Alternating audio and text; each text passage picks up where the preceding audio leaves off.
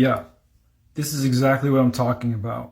I mean, honestly, it is just absolutely astounding how many Christians I come into contact with who think that atheists and agnostics are the way they are because they just don't understand the Bible or haven't read it.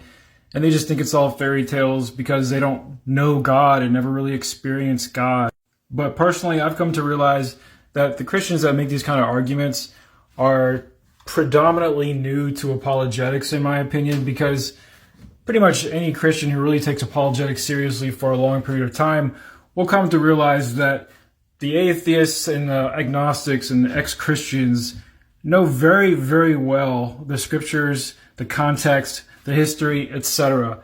And there are so many scholars and Bible school graduates and pastors and evangelists, etc., like you and many others who left the faith and they realized after all their studying that it's total BS, frankly.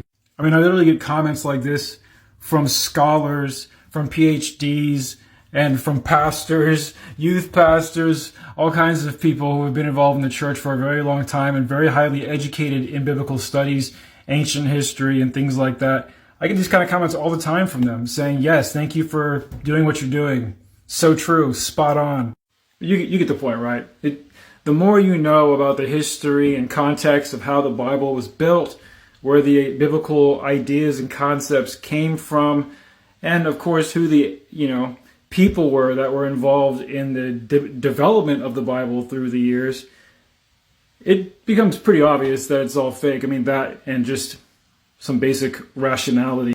Now, when I say that it has been literally scientifically demonstrated that spiritual and religious abuse inhibits people's critical thinking skills, I'm not saying that just to be mean. I mean, I really mean it. It's a true statement.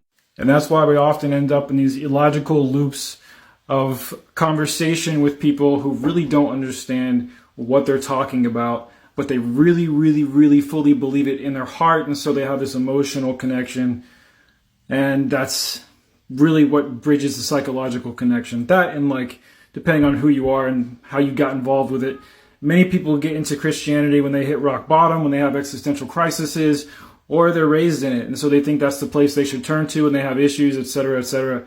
So a lot of people don't even realize they have critical thinking gaps because they're made to believe that they're thinking clearly when they're using apologetics and when they're thinking the way that their Sunday school or seminary or pastor tells them to think.